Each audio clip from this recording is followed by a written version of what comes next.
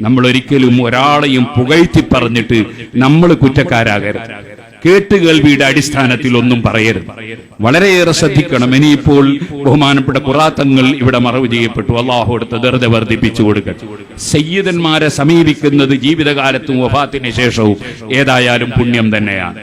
അതുകൊണ്ട് ഇവിടെ സിയാറത്തിന് വരുന്നതൊക്കെ പുണ്യം തന്നെയാണ്. പക്ഷേ അതിന് പ്രചോദിപ്പിക്കണം എന്ന് മനസ്സിലാക്കി എന്തെല്ലാമോ വിളിച്ചു പറയരുത്. സ്റ്റേജിൽ കയറിയിട്ട് എന്തെല്ലാമോ അവരുടെ മഹത്വത്തെ ജനങ്ങൾ തെറ്റിദ്ധരിക്കാനോ അവരെ തെറ്റിദ്ധരിപ്പിക്കപ്പെടാനോ കാരണമാകുന്ന വിധത്തിലുള്ളതൊന്നും പറയും. വലിയ ആൾക്കാരും ചിലപ്പോൾ തമാശ പറയും. ബഹുമാനപ്പെട്ട അഷ്റഫ് തങ്ങളുടെ ഡ്രൈവറാണ്.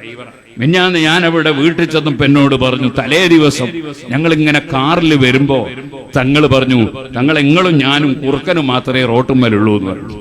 കാരണം വേറെ ഒന്നുമില്ല കാണാൻ. അപ്പൊ തങ്ങളൊരു തമാശ പറഞ്ഞതാ, ഞാനും നിങ്ങളും കുറുക്കനും മാത്രമേ ഉള്ളൂ. അതുപോലെ ചിലപ്പോ തമാശയിൽ തങ്ങൾ ചിലപ്പോ അത് ഞാനാണെന്നോ അത് ഞാനായിരുന്നു എന്നൊക്കെ ചിലപ്പോൾ പറഞ്ഞു വരും. അതൊക്കെ എടുത്ത് കറാമത്താക്കിയിട്ടൊന്നും ആരും തമാശയും കാര്യവും വേർതിരിക്കാതെ സംസാരിക്കുന്ന ചുറ്റുപാടുകൾ ഉണ്ടാകരുതെന്ന് കൂടി ഈ സമയത്ത് പറയുന്നു.